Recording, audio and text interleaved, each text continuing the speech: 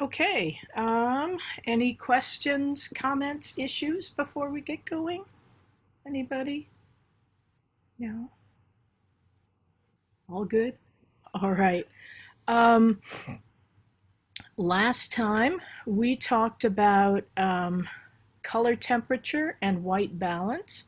So I want to go over that briefly and then finish our discussion with a brief talk about filters. So let me go back to the notes.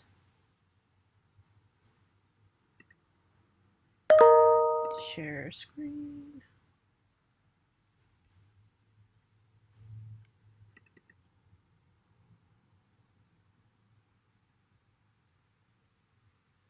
Come on.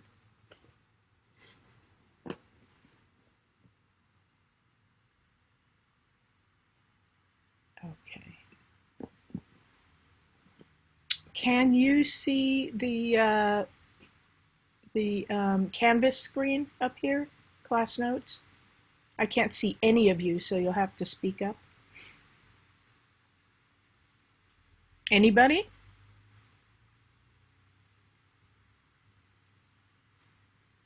I Nobody. can see it. Okay, thank you. Thanks.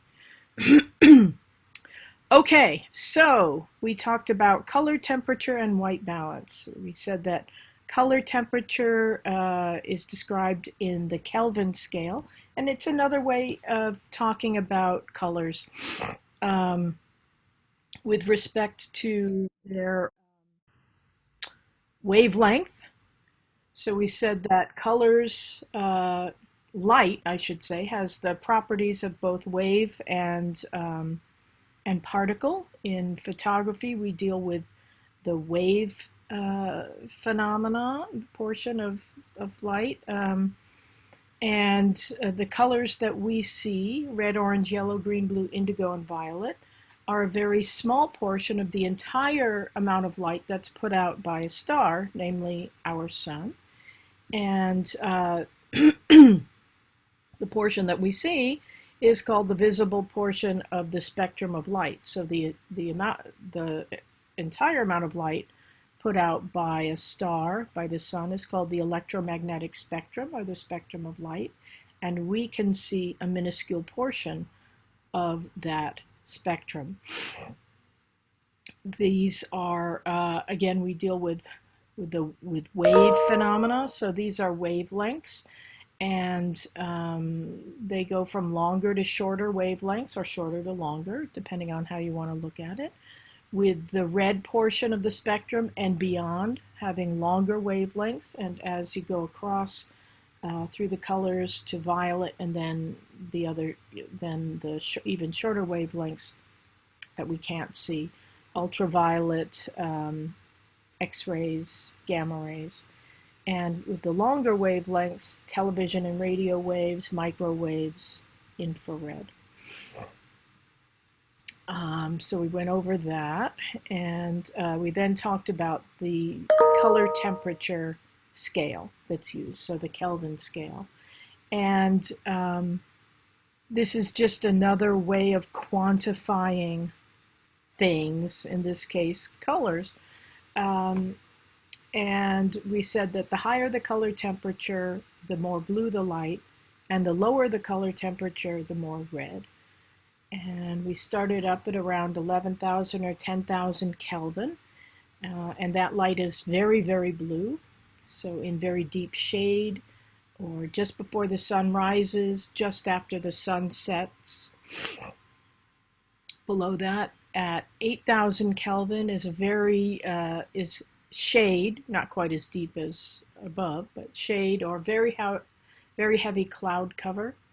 Um, so on a day, when there's a thunderstorm and the clouds are low and it's, dark and so on, the light is very blue. Just below that, at 7,000 Kelvin, is a cloudy day, on but with this type of cloud cover, it's a higher cloud cover, a brighter day, even though it's cloudy. At 5,500 Kelvin, that's a biggie, we have daylight. And so on a bright sunny day, roughly from 10 a.m. to 2 p.m., depending on the time of year and where on the globe you happen to be. Also, the flashes that are built into our cameras are balanced to daylight. So when you use your flash, wherever that flash reaches, the image will be balanced to daylight. Below that is 3200 Kelvin, and that's called tungsten light. Um, and that's because the filaments in the Edison style light bulbs, those bulbous bulbs, used to be made of tungsten, maybe some of them still are. Into that category falls incandescent light. So those, again, those Edison style light bulbs or bulbs that are the equivalent of those. So newer halogen and LED bulbs. So these have a more orangey, peachy sort of color rather than a little bit bluer with daylight and above. At the bottom, we have 1900 Kelvin, which is candle light, a very orangey red light. And the lowest color temperature we can see is about 900 Kelvin, very, very deep, deep, dark red. We said that films and also digital sensors are designed to be used under certain lighting situations, usually daylight. And when they're not used under daylight, and they're used under different types of lighting, you can get a color cast. Excuse me. So the most commonly seen color cast is an orange color cast. So for those of you who have ever shot film, when you shoot film, daylight balance film inside under incandescent lights, you get an orange color cast. If you shoot it under fluorescent light, you get a kind of greenish yellow color cast. Under cloud cover, a bluish color cast.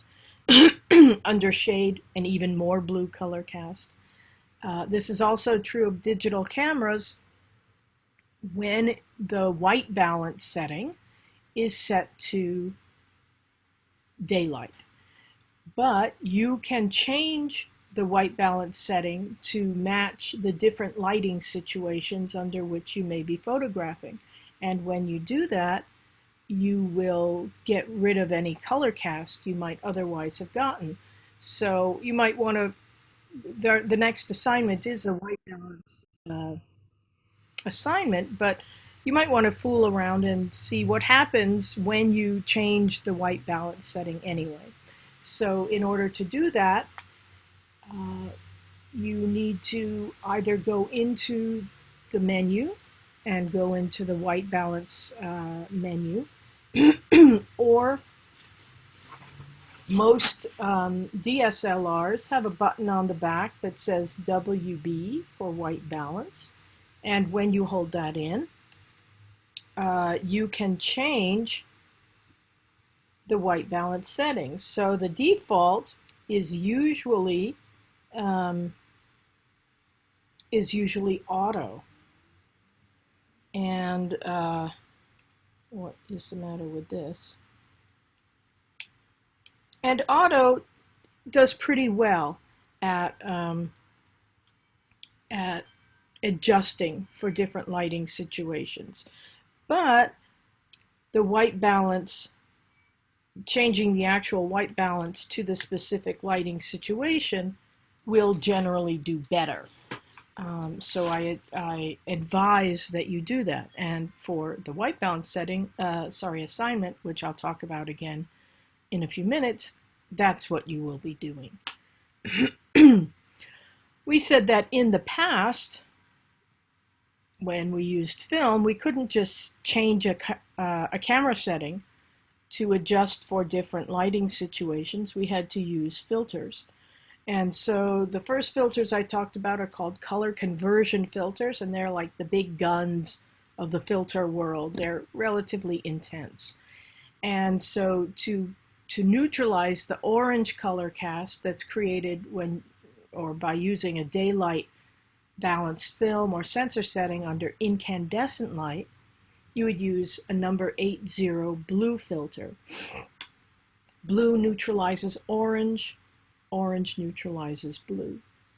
And so to neutralize the blue color cast that you get when using a tungsten or incandescent balanced film or sensor under daylight, you would use an orange filter, a number 85 orange filter. So again, they neutralize each other. If you just want to kind of tweak the color, that is, you're not necessarily shooting under the wrong lighting situation for the film or sensor you're using, but you're getting a little bit of a cast, you could use a light balancing filter. And these are not as intense as the color conversion filters. So you would use a number 81 pale to medium amber filter if you felt your image was just a little bit too bluish and you wanted to warm it up a bit. And if you felt your image was just a little bit too orangey, you would use a number 82 pale to medium blue filter to bring down, well, I shouldn't say bring down the color temperature, well, that's literally what it is, but to reduce the orange or gold in the image. So color temperature is, the color temperature scale is the opposite of the way we think of colors. We tend to think of reds and oranges and golds as warm, but actually they have a low color temperature. We tend to think of blues and purples and even greens as cool, but they have a higher color temperature, so that's the opposite. Fluorescent filters are used to neutralize the yellowish green or the greenish yellow cast that is caused or is created when using a daylight setting under fluorescent light. And so these filters are magenta, and they are called FL-D filters. FL for fluorescent, D for daylight. And I think that is that as far as we got? No, because we talked about white balance. What am I saying? So today, with digital cameras, we don't have to use filters. And that's a great thing because it's a pain in the neck.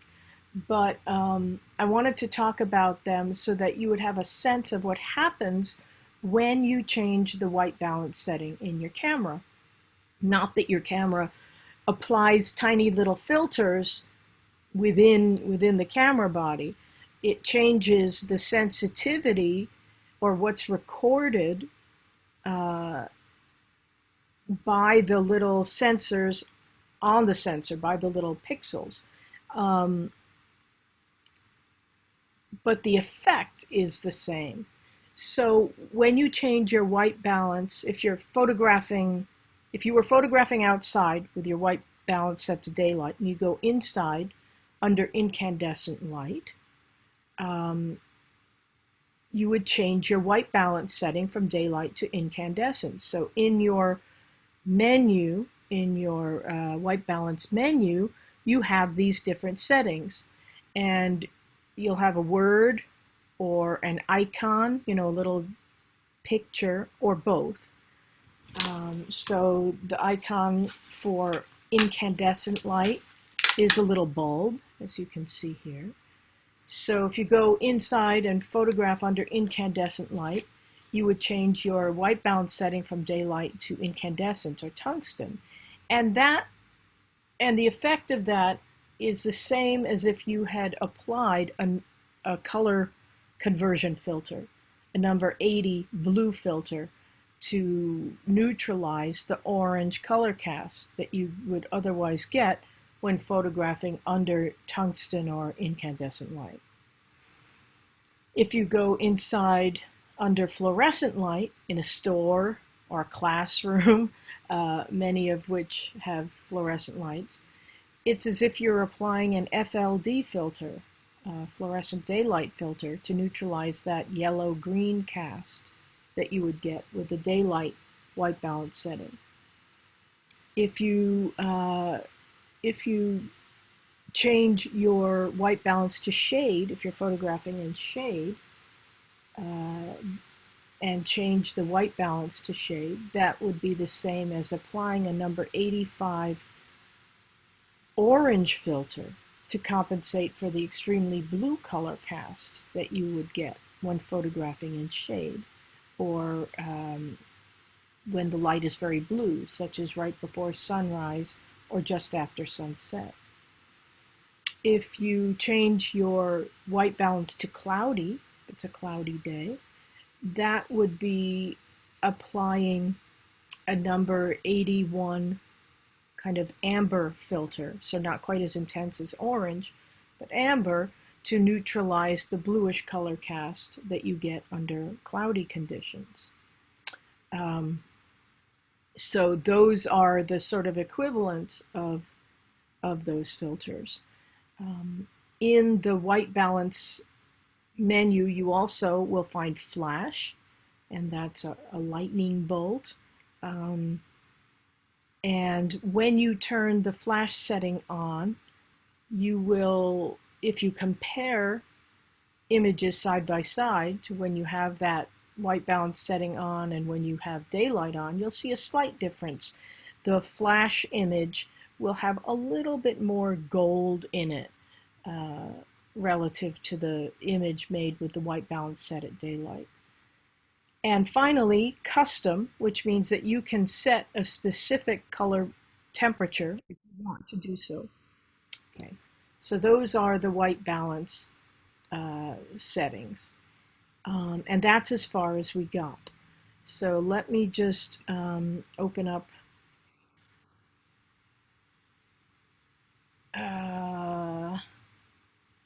PowerPoint, wonderful PowerPoint, and then we'll go on. Well, I'll go on that anyway. So we talked about those filters that are used for color compensation, and I want to talk about two more filters. Those filters, just open this up. So the filters that we talked about, the effects of those can be affected by changing a setting on your camera.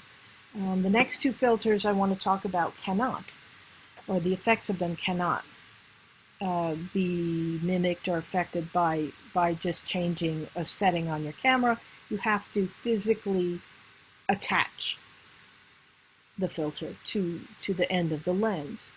And the first of those filters is called the polarizing filter.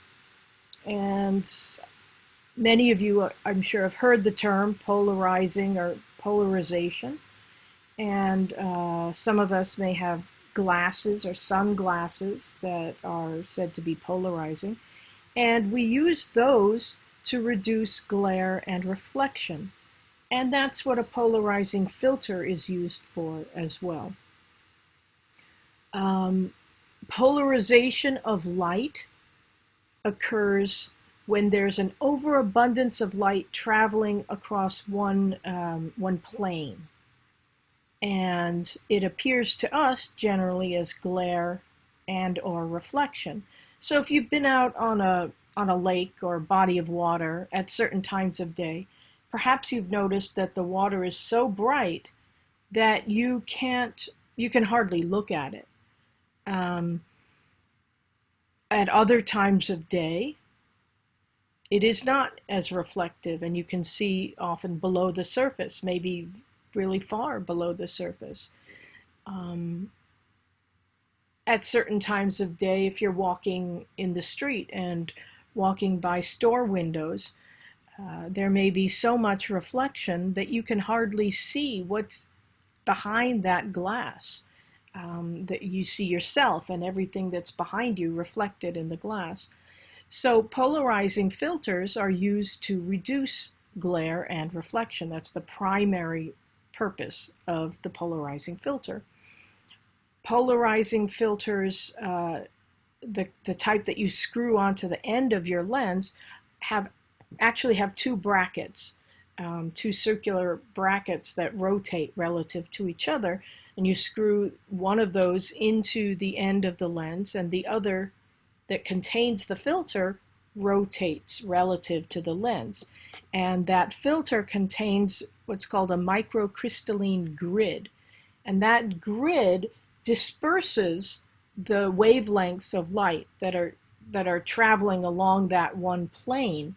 The filter breaks it up so that you don't see the glare and reflection in either, if you have glasses on, in your eyes or in the image.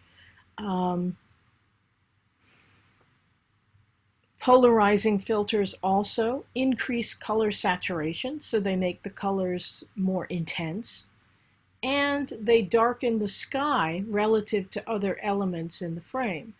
So they don't just darken the entire image, but they make the skies look darker relative to other elements in the frame. So if you have a landscape, and they're usually used in this situation, the sky itself will look darker and more intense. And sometimes at the very top of the frame, the sky will be so dark, such a dark blue, it's almost black. And so we'll look at some images that show that. There are two types of polarizing filters, linear and circular. Linear polarizing filters were the first polarizing filters, and they work very well. However, they interfere with the split beam metering systems that essentially all electronic cameras have. And they fool your light meter, essentially. And so if you use a linear polarizing filter with virtually any new camera, your image will be underexposed by 2.5 stops. And you can compensate for that by telling the camera to overexpose. However, that's a pain in the neck. And if you forget to change the setting, then when you take the polarizing filter off, your images will be overexposed by 2.5 stops, which is also undesirable.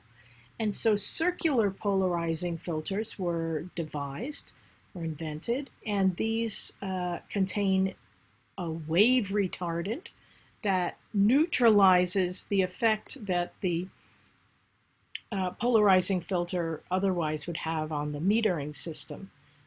So for your cameras, for digital cameras, for newer electronic film cameras, you need to use a circular polarizing filter. Naturally, they cost more. So polarizing filters are very useful. You don't always want them. So for example, if you are photographing and you want reflection, you want to see a reflection on a reflective surface, then you definitely don't want to use a polarizing filter. But they are very useful. The second and final filter, external filter that I want to talk about, is a filter called the neutral density filter. And neutral density filters reduce the overall amount of light entering the camera. So the color conversion filters reduce light, specific colors of light, and transmit specific colors, blue and orange. And the FLD filter transmits magenta light to neutralize yellow and green. Neutral density filters don't target any one or specific colors. They just reduce the overall amount of light entering the camera. So it's as if you stop down the aperture by a stop or two, or change the shutter speed. Why, you might ask, would you want to do that? Well, let's say you're photographing outside on a bright sunny day, but you get it in your head that you want to make an image that shows motion and that has shallow depth of field. So in order to show motion in an image, you need to use a slow shutter speed, right? Because for however long the shutter remains open, whatever's going on in front of the camera will be recorded. And if that thing that's going on is motion, then motion will be recorded as a blur. Of course, slow shutter speeds let in more light. And generally, to compensate for that, you would stop down the aperture. So if you let more light in through the shutter, you'll let less light in through the aperture. However, in this case, we've said that you want to use shallow depth of field. And we generally use a large aperture to affect shallow depth of field. And that doesn't go along with using a slow shutter speed. So what we want to do in this situation is use a slow shutter speed to show motion, but we also want shallow depth of field, and that requires a large aperture, which also lets more light in. And we're photographing outside on a bright sunny day where there already is a whole lot of light. So our image will almost certainly be overexposed, even if we use a really, really low ISO rating that requires more light. If we're trying to use a very slow shutter speed and a large aperture, we'll be letting in way too much light to make a proper exposure. Neutral density filters, by reducing the overall amount of light entering the camera, allow us to use slower shutter speeds and larger apertures. So neutral density filters come in different intensities, and they're measured in stops. And naturally, they can't make it easy and say, this one reduces 1 stop and the next one reduces 2 stops. They use a different numbering system. So a 0.3 is 1 stop, a 0.6 is 2 stops, a 0.9, 3 stops, a 1.2, 4 stops, and so on. You can also get scientific neutral density filters that block about 100 stops, and those are used for photographing the sun. Most of us probably don't need those, but might be a neat thing to do. But at any rate, we can get these regular neutral density filters and use those. And you can stack them as well. So if we took all of these neutral density filters that I've listed here, 1, 2, 3, and 4 stops, and put them together, we could block 10 stops of light. And that's an incredible amount of light. It would be as if we turned the lights off or suddenly made it nighttime. And so these filters allow us to do things in situations that we would otherwise not be able to do.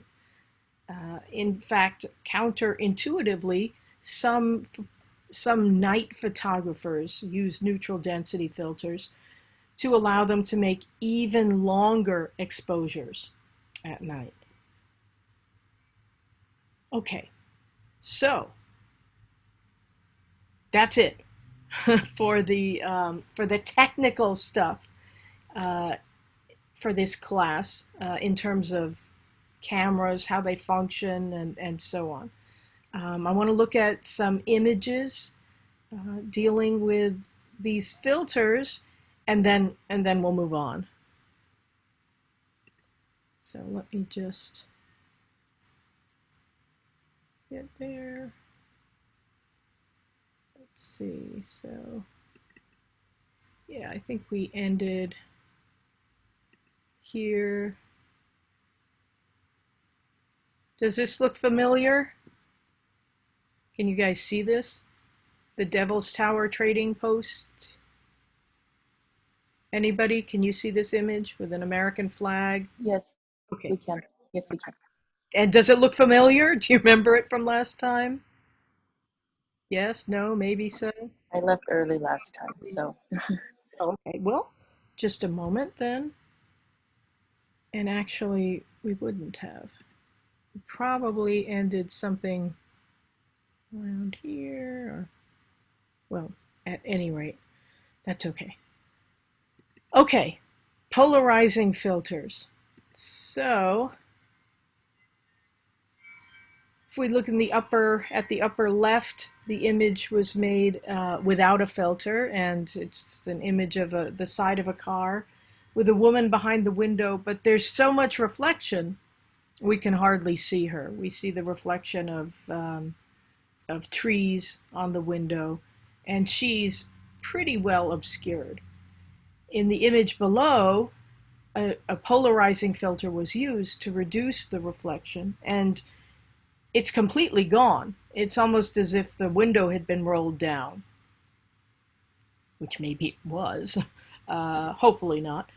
But we can tell that a polarizing filter was used regardless, because if we look at the side of the car, which also in the upper image has a lot of reflection, all of that reflection is gone as well. So we don't have the areas of the bright areas of highlights and darker shadows. Those are completely gone from the side of the car. And the reflection, the little bit that one can see on the rear window, that also has gone. So the polarizing filter completely removed all, all of the reflection. In the image on the right, someone's holding up a polarizing filter, and so that you can see the areas affected, the area affected by the polarizing filter, and then the surrounding area that's not affected by it. And there's quite a difference. The area, the water that is not seen through the polarizing filter is a light gray. There's so much reflection. But when seen through the polarizing filter, the glare has been removed, and you can see that the water is much darker. You can't really see much below that because the water is dark. Oops. So this Devil's Trading, the Devil's Tower, and the store in front of it shows a person holding up a gel filter. So you can also buy rectangular gel filters that fit into a bracket that you attach to the end of your lens. And in that way, you can buy a number of filters and just have one bracket.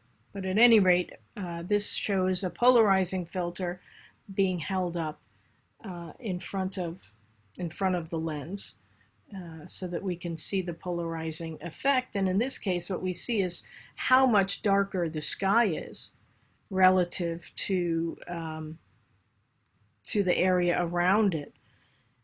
If we go down to the foreground, there isn't a huge difference. It's not as if that store and the cars are underexposed relative to the areas that are not affected by the polarizing filter, but the sky is much darker and more intense. The clouds are not much darker. You can see, well, up here it is a little darker, but what you tend to see is more definition in the clouds, and that the clouds pop out somewhat more from the background, from the sky. This, I think, is an interesting effect, and maybe, depending on the kind of image you want to make, it may or may not be desirable to use the polarizing filter. So on the left, this waterfall was photographed without a polarizing filter, and in terms of the actual waterfall, the images are about the same.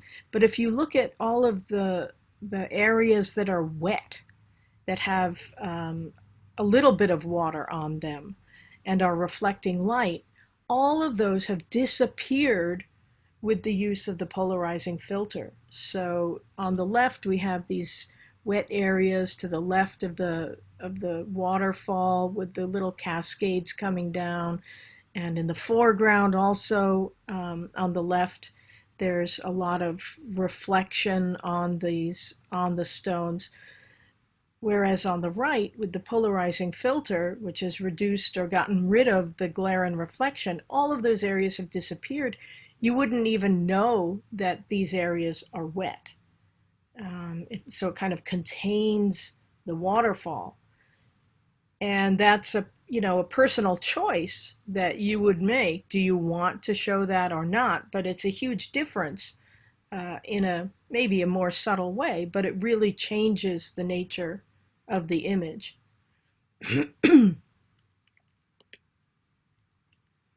So neutral densities filters, again, intensify colors and darken the skies. And then this is showing, sorry, what am I saying? Neutral density filters darken the image overall. And again, they come in increments of one stop. And so this shows what happens to your image as you apply more and more intense neutral density filters. So it's as if you're stopping down. It's if you're changing, let's say, the aperture from f4 to f5.6 to f8, 11, 16, f22. This is what would happen to your image if you did that. By applying a neutral density filter, you can, if you want, keep the settings the same and still reduce the amount of light entering the camera. So the neutral density filters, again, allow you to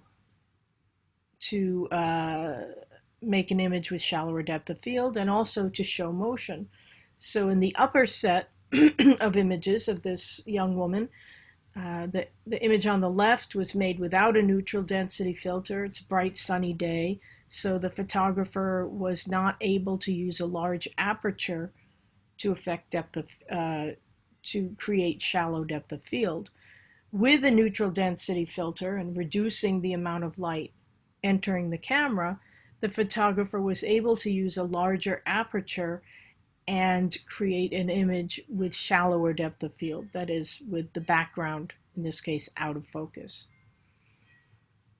In terms of the shutter speed, in the image on the lower left, the photographer had to use a faster shutter speed because there's a lot of light, and he or she was forced to use a faster shutter speed that lets in less light.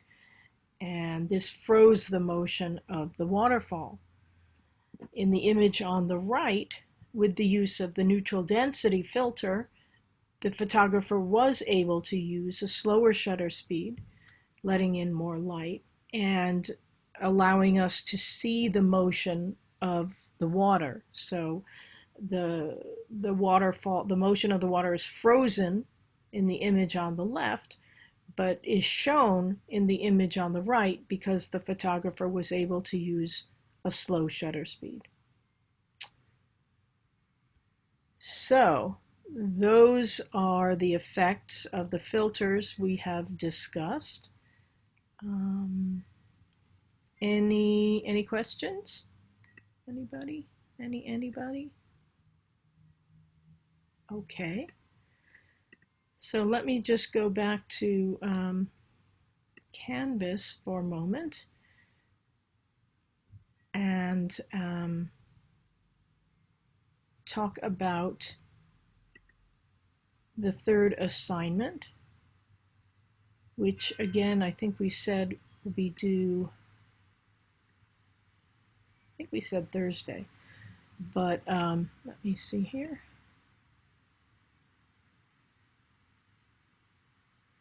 Thursday, technically, is when this is due. Obviously, I have been lenient and am lenient in terms of you guys turning in your assignments. As long as they're in by the end of the term before I have to turn in final grades, and that is so I don't have to scramble and grade your images, 2 hours before grades are due. I'm cool with that. So the assignment is to find 6 different lighting situations and change the white balance so that we can see the effects of changing the white balance.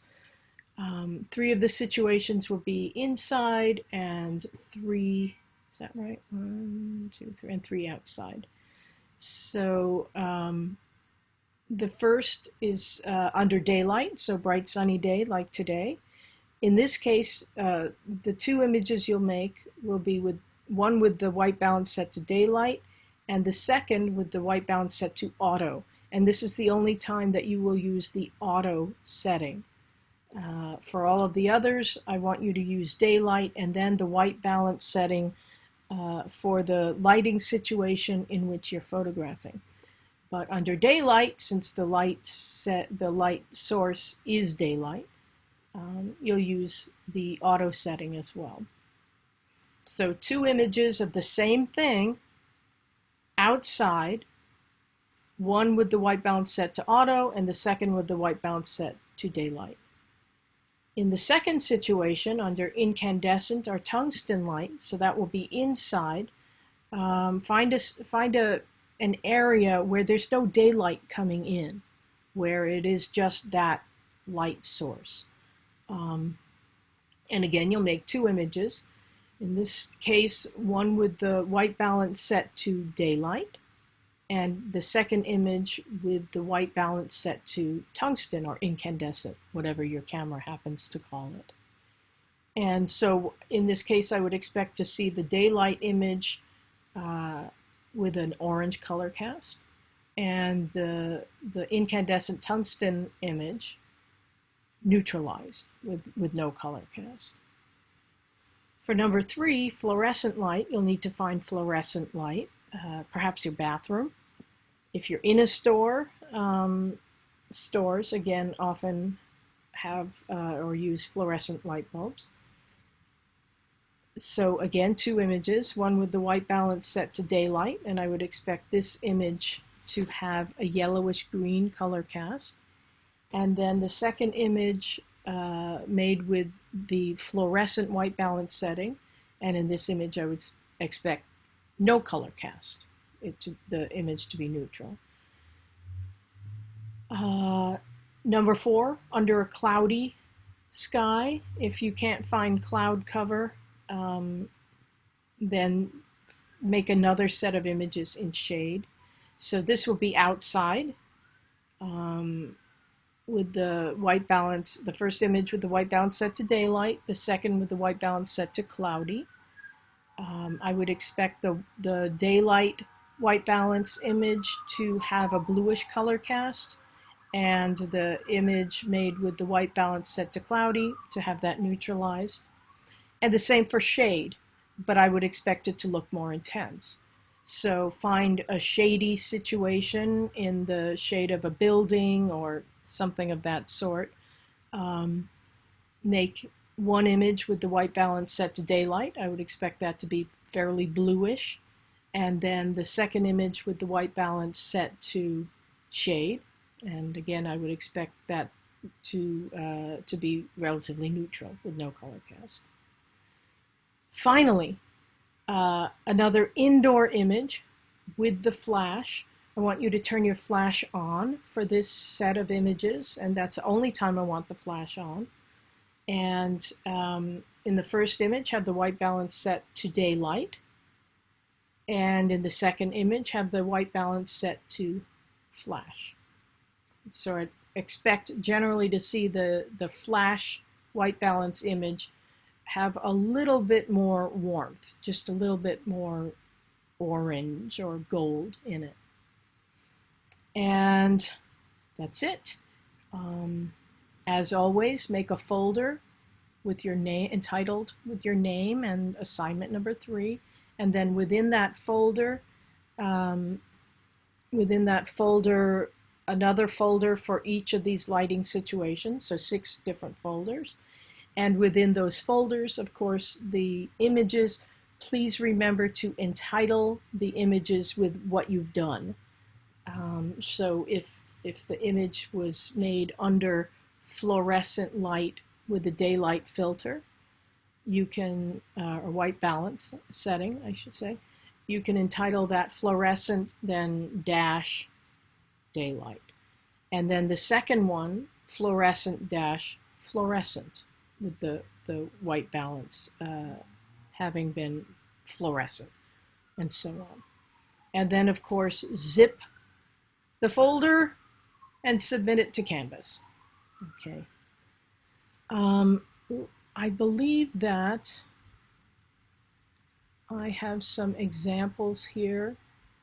They're not the greatest examples. I should redo those. But anyway, better than nothing. So here in the color, temperature, and white balance module, at the bottom, it says white balance with examples. And it may take a little while to load, at least on my computer, because it's a larger, it's a PDF. So there's a description of color, temperature. And then, come on, examples for this assignment. So in this set, this is under cloudy, on a cloudy day. So the image on the left was made with the white balance set to daylight. So you can see it's got more blue in it. The image on the right was made with the white balance set to cloudy, and it's got a lot more warmth. It's got more oranges and yellows in the image rather than blues. In the second set, the light source was incandescent or tungsten, and the image on the left was made with the white balance set to daylight, and you can see that it's pretty orangey red. The image on the right was made with the white balance set to incandescent, and there's still red and gold in the image. That is the image, but you can see that it's greatly reduced. There isn't all of that orange, the overall orange cast that you can see in the image on the left. Fluorescent, a weird example. So somebody set up their pandas in the bathroom, but you can see on the left the image is really this kind of ghastly yellowish green, or greenish yellow, I suppose. And that was made with the white balance set to daylight. The image on the right was made with the white balance set to fluorescent, and you can see that the greenish yellow is neutralized. Still is a little ghastly, but by and large that yellow-green is gone. In shade, so on the left the image was made with the daylight white balance, and it's pretty bluish. The image on the right made with the white balance set to shade, that's actually pretty orangey, so perhaps the shade wasn't as intense as the photographer thought. But I have found often that the shade white balance setting is a little too orange, even when you're in deep shade. But that's the part of the point of the assignment, is to see what it looks like, right? Okay, and a couple more. So daylight with the white balance set to daylight, and then with it set to auto, and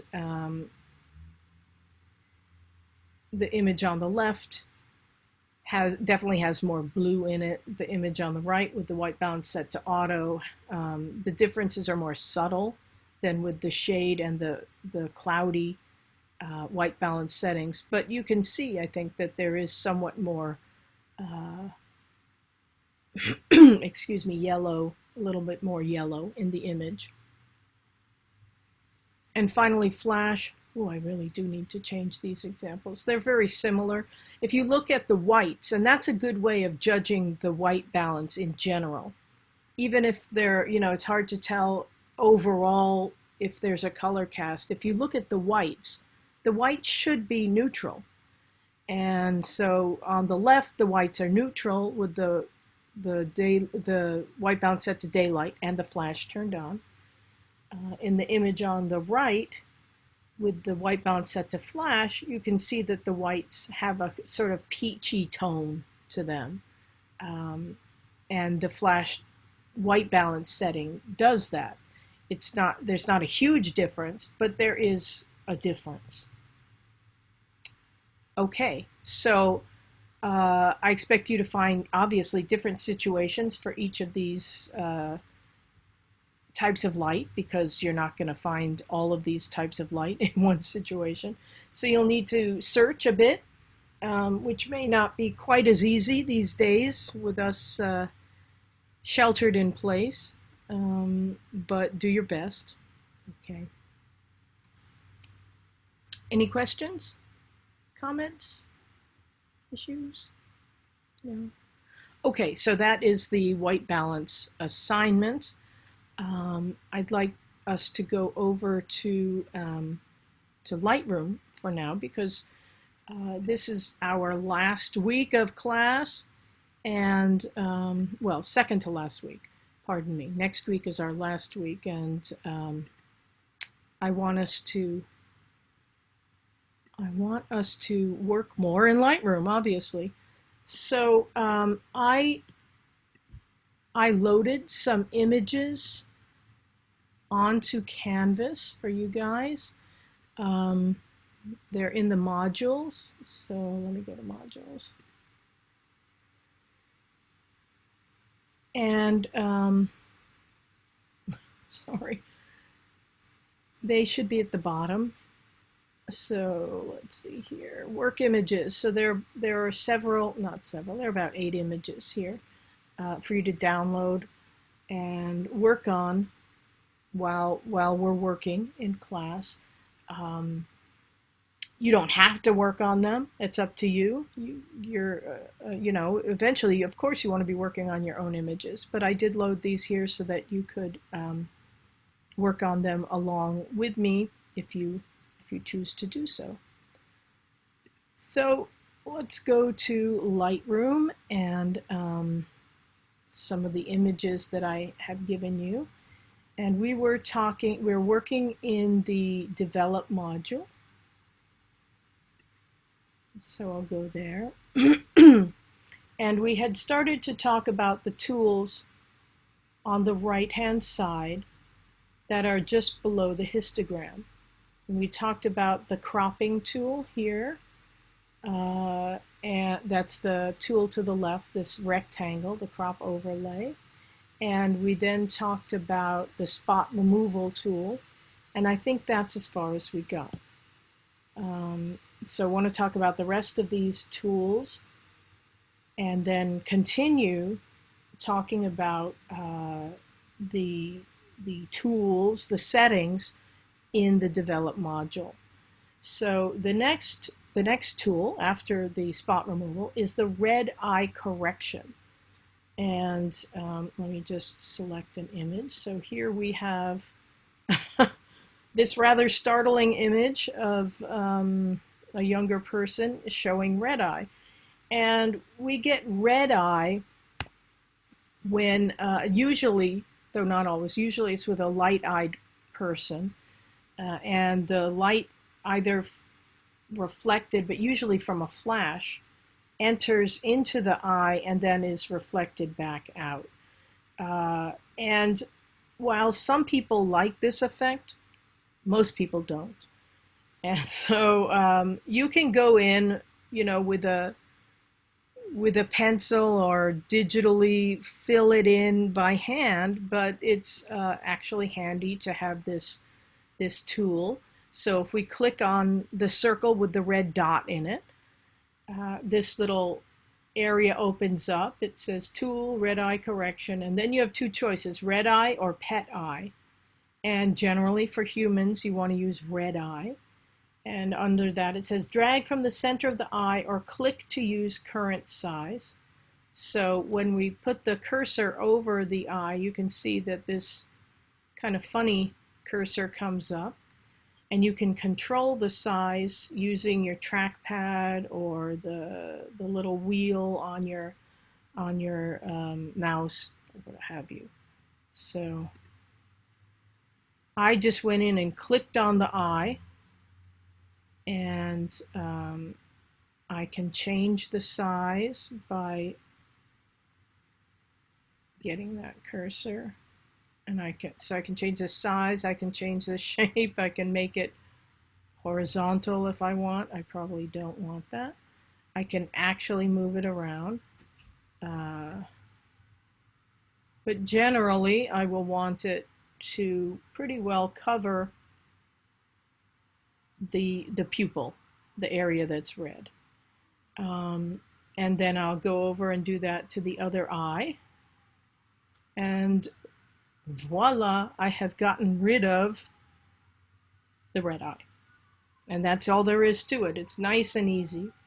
Again, you don't have to get rid of red eye. That's entirely up to you. But so then when you're done, you click on done. If you don't want to save what you've done, you can go to the right at the bottom where it says reset. When you do that, it will take the image all the way back to the very beginning. So if you've done other work on the image and then you go into red eye, and you want to keep whatever it is you've done before that, don't click on reset. Go into the history over here to the left where it says history, and go back to the point at which you want to be. So wherever that is. Here I have one using the tool, one without. So anyway, I don't necessarily want to save those settings, so I can hit reset or just go back in time or right here, whatever. But when I'm done with the tool, I want to remember to get out of it. So there's just below the image, there's a little button that says done. I can click on that and get out. I can also click on the actual tool again, and that will get me out. Now, there is a second setting that says pet eye. So let's bring this image up, and as you're probably aware, dogs and cats and other animals also have a different kind of reflective issue, and I can't remember what it's called. But in general parlance, it's called pet eye. And I like pet eye. I think it looks really neat, but a lot of people don't. And so you can go in and again click on the eye, on the area you want affected, and you can adjust that. Oops, that's not what I wanted to do. You can adjust the size, the shape. Notice over here under the tool, there's under pet eye, there's a little checkbox that says add catch light. And if you look at the image, if you look at the eye, you can see there's a little spot of white, and that's called the catch light. And usually you want to have a catch light, especially when photographing humans, because the eye looks kind of dead without it. So let me just uncheck that. And now it just looks like a black hole. And you probably don't want that. So that gives the sense of depth of that being an eye rather than just a black hole there. And then of course we go to the other eye and do the same.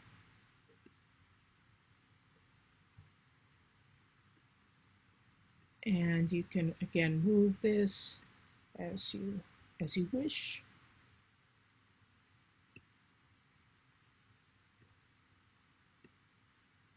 Move it around till you get it where you want it. And now we have corrected for pet eye. Okay. And maybe I want to go back to that because that's my example, and I'll undo that. But again, you want to get out of the tool. Okay. The next tool, so in the middle, is called the graduated filter. And the graduated filter allows you to affect large areas if you want. So let me just go into my library again and find an image that I might want to work on like that. So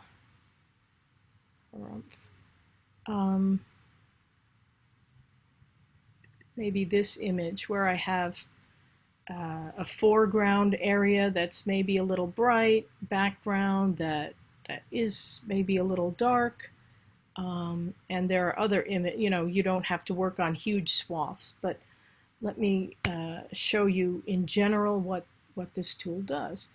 So I click on the tool and a new menu opens up, and I can go to any point in the frame, but I'm going to put my cursor at the bottom of the frame and pull up.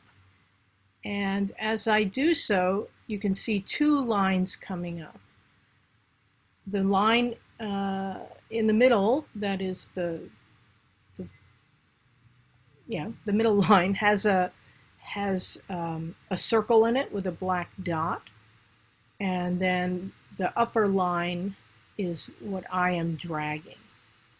So I'm going to turn on the overlay so you can see the areas that will be affected by my image, and I do that by clicking the letter O for overlay. I can also, by moving my cursor down to that circle, I can show the overlay. But if I want to see it all the time, use the letter O.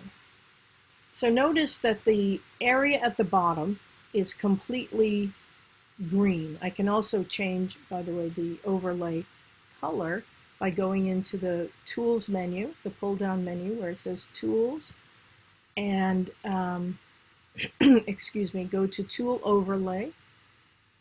The first controls allow me to decide when I can see the tool. And I have Auto Show checked, which means that when I have my cursor over the image, I can see the tool. But when I pull my cursor to the sides, to those panels, the tool disappears. Not the effect, but those circles or whatever, or the lines or what have you. So I can have it do that. I can have it always show. I can have it never show, or I can just show the selected areas. Then below Tool Overlay, at the bottom it says Adjustment Mask Overlay, and it allows me to choose a color. I think the default is red. If you're working on an image that has a lot of red, then it's hard to see. If you're working on an image that has a lot of green, then the green may be hard to see and you might want red. It's up to you, whatever you want. Back to the tool, if you look at the areas that are affected, from that middle line with the circle down to the bottom, everything is a solid green. But from the middle circle line up to the top, there's a fall off. It's a gradient. That's why it's called the graduated filter. And so from the middle line to the top, you have a fall off or gradient from 100% to 0. And you can control how much of the image you want to have affected at 100% and with the gradient. So let's say I just want the foreground to be darkened. I want to deal with just the grass. I can move these around until I really compress the graduated part and just bring that up. I can also change the angle of these lines. It's easier to do when they're further apart, actually. But notice my cursor has turned into a curved double arrow. So now I can change the angle if I want to. And this foreground is at a bit of an angle, so maybe I'll do that a little bit. And then recompress this up like so. And now, if I look at the tool, the controls, I have all these things that I can change. So I'm going to turn the overlay off, that green mask, so I can actually see what I'm working on. And so under the different tools here, it says Effect. And then there are all these things I can control. The color temperature, and we now know what that means, exposure, contrast, etc. If these are at settings that I don't really want, I can double click on the word Effect, and that zeroes everything out. And any of the sliders, if you want to zero it out, just double click on it. You see I'm moving these sliders here. And if I don't like the effect and I want it zeroed out, I don't have to work with going back and forth and trying to get it to zero. Just double click on it and it goes to zero. And again, if you want to zero out everything, double click on the word Effect. So what I want to do here is to darken the grass. I don't want it black, but I want it darker because it's a little too bright, in my opinion. So I'll go to the first set, well, the third one, below color temperature, where it says exposure, and fiddle around with that till it gets to a value that I like. Now, this area has highlights and shadows. So what I'm looking at here, what I'm working towards, is getting the midtones to where I want them. And then I can work on highlights and shadows separately. So this I brought down to a certain extent. And if you look at the numbers here where it says exposure, it now says -1. And that's as if I had underexposed that area by 1 stop. So that's what these numbers mean. They're in terms of stops. If I go down below, first it says contrast, and then it says highlights. So I can bring down the highlights a lot more if I want to. Now, there are highlights in each area, just more in some than others. So I want to be careful, but I brought down the highlights somewhat. And below that it says shadows. There are also shadow areas, and I can open those up.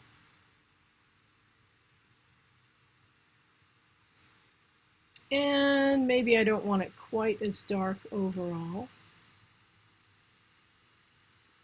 So maybe something like that. Below shadows and highlights, or highlights and shadows, it says white and black. And that will allow you to control contrast only in this selected area. So right now we're working in a selected area. So maybe I feel that it's looking a little flat, a little low contrast. So I could open up the whites a little bit, bring down the blacks a tiny bit. I don't want to do too much because that just kind of counteracts what I did with bringing down the highlights and opening up the shadows. But I kind of like that. If I want to compare this image with the original, I can click on the letter Y for yes, and now I can see a before and after. And yeah, I kind of like what I've done thus far. So I'll click on Y again to get out of that. Here's a new thing in the new version of Lightroom, and that allows us to adjust some of the colors in our selection, and that's new. It sounds silly, doesn't it? But you can adjust the hue by going down below where it says texture clarity and dehaze, and change the overall hue of the selection, now you want to be careful because it quickly goes way too magenta or way too green, or still, it's an interesting effect. Again, double click to get it to 0. You can click on use fine adjustment, and that allows you to do like really fine tweaks. So now I'm moving my cursor, or I'm trying to move it all the way over, and it just does these little tweaks, and that's fine. So if you don't want these enormous swings that happen immediately, click here where it says use fine adjustment, and then you can make little tweaks. Okay. Texture, clarity, and dehaze. Usually you won't want a lot of texture, and so we'll deal with that more with overall when we're affecting the overall image. Clarity kind of increases what's called the local contrast, and it makes the image look a little sharper. You can't actually make an image sharper. That is determined when you shoot the image with the camera. The sharpness is determined by the lens. If it's not quite in focus, or if the lens is not that great, whatever lens you have will determine how sharp the image is. But you can tweak certain things after the fact to make the image appear sharper. And so clarity is one of those things. And if you look at the selection, when I put the clarity up to 100, really what happens is the whites get a little whiter, the blacks a little blacker, and it makes it look sharper. So let me bring it back down to 0. And that looks really dead almost, doesn't it, compared to when it was way up. And if I reduce the clarity, it gets kind of blurry. Generally, most people don't reduce clarity as a matter of course. They tend to increase clarity, but they don't usually bring it up to 100 either. So usually around 30 or so. Dehaze also kind of, it makes the image subtly darker, maybe not so subtly darker and lighter, depending on how much you do it. It also is another way of essentially changing the contrast. And the contrast is how much difference you have between blacks and whites. So a high contrast image will have white whites and black blacks, and maybe not that much in between. A low contrast image is gray. It doesn't have true whites or true blacks. So this isn't the best image to work on. I'm working in a selection anyway. But anyway, so again, the O key for overlay allows you to see the area that you're working on. And so that's, you know, I think I've done okay. I might increase the contrast a little bit more, like so. And again, compare with the earlier, the before version. Okay, and so if I like what I've done, I can click out of here to be done. But let's say, oh, this is great. I've worked with this selection, but there's one other area. Let's say this grass extended into an area beyond my straight line.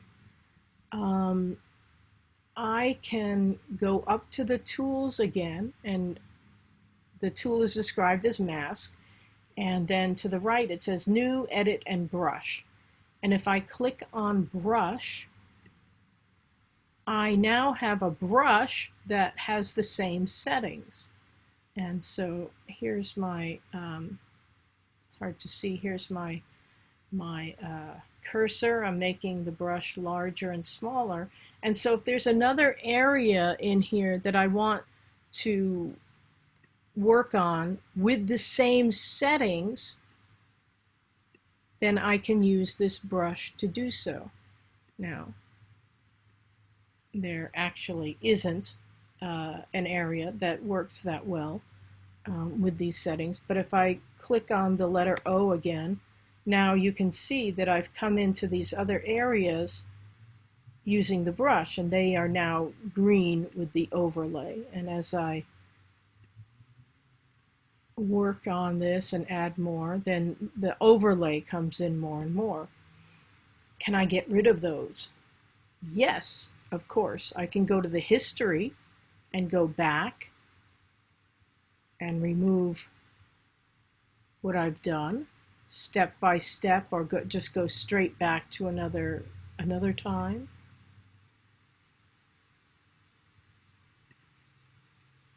Like so. I can also, let's say I like what I did, but I went too far. I added some, but in some areas I went over what I intended. I can make the brush an eraser, and I can do that in two ways. So let me come in a little closer here. So now I can see my selected areas. And if I know I need to erase a whole lot, I can come down in these controls that are on the right-hand side to below where it says color. It says brush A, brush B, A or B, and I'm working on A. And then to the right it says erase. And if I click on that, now my cursor becomes an erase tool. And I can tell that because now there's a minus sign in it. Before there was a plus sign. Now wherever I go, I will be erasing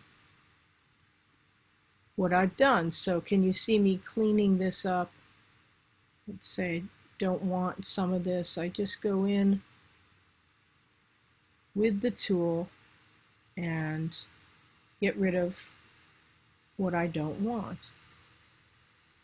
As we discussed last week, there are actually two circles here, and that is because you can feather or sort of diffuse the edges. And so below in the tool controls, below where it says brush, it says size, feather, and flow. The size, of course, is the size of your brush.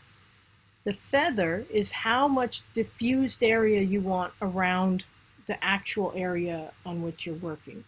So as I increase and decrease the size of the cursor, those circles, of course, increase and decrease. But when I change the amount to be feathered, here, notice that when it's down at 0, there's really only one circle. When I increase the feather to about 50%, there's more, there's another circle. And as I increase the feathering, that outer circle gets larger and larger, which means more and more of the area around what I work on will be diffused, will have a partial effect of what I'm doing. Usually want it around 50%, but it depends on the effect that you want, right? So I'll go back in here and clean up areas that I don't necessarily want affected, like so. Now to go back to my regular brush, I'll click on A, because that's the brush I was using, and now I have a plus sign again in my cursor, and I can go back in and work on other areas. If I make a little mistake, if I'm doing fine, but I think, oh, I went over, and I don't necessarily want to change the brush to an eraser, I just quickly want to erase an area. If I click on the Option key and hold it down, notice that when I do that, the plus sign becomes a minus sign. and I can quickly go in and clean up that one area, and then when I let the Option key go, it becomes, the cursor becomes a plus sign again. Okay. Okay, so that is the graduated filter. I can work on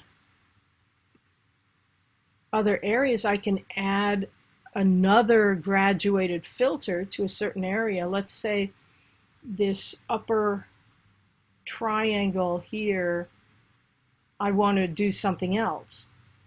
If I, using this tool, using the graduated filter. So I can go to the top of my tools again where it says mask, and now click on new.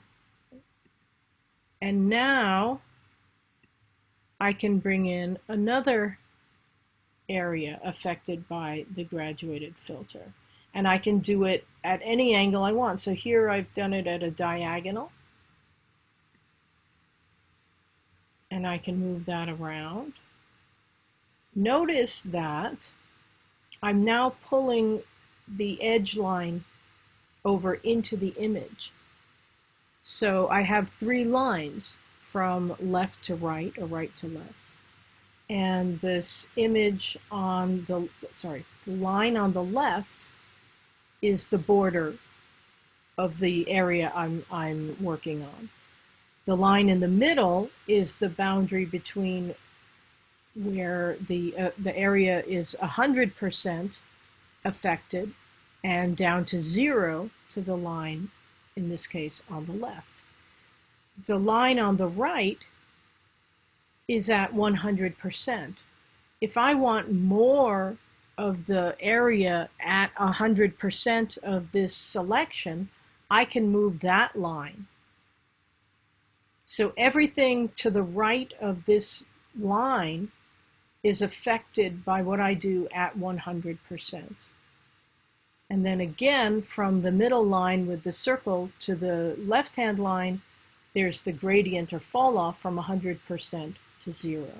So I can affect as much or as little of the image as I want, and at different percentages, depending on you know, the image and how I want to manipulate it. So let's say I want this area, instead of darker, which I wanted the bottom, I want this area lighter. So now I'll bring the exposure up, and let me get the overlay turned off. So now I'm opening this up. It looks terrible, doesn't it? But I'm opening it up. I'll open the shadows. Maybe bring down the highlights a little bit.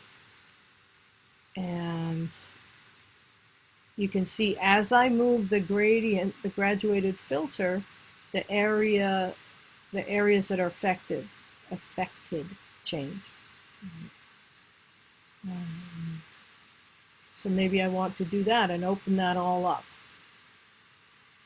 Great. But notice that the area on the grass that I just worked so hard on is now affected by this second filter that I've applied. So I can get rid of that also by changing this tool to the brush. So I can go back in here, and this is my second use of the tool. So let me just show you here. If we look at the image, the tool I'm working on is active. And so I have the circle with the black dot in it. But if we go down below and just a little to the left, notice this gray circle. That's the other gradient that I worked on. And I can go back and forth between them. I can activate the first one. Now the circle has black in it. That means it's active. And the second one is now gray. So I can go back and forth and work on them. It might get confusing, but I can do that. So I want to go back to this second one, and I'm going to make it into a brush. Not at the moment, because I want to add to the area that I've selected, but I want to erase the effects of the second graduated filter on the grass that I just worked on. So I'm going to, maybe I'll just hold in the Option key to make it an eraser. And now I will go in and just get rid of the effects of, whoops,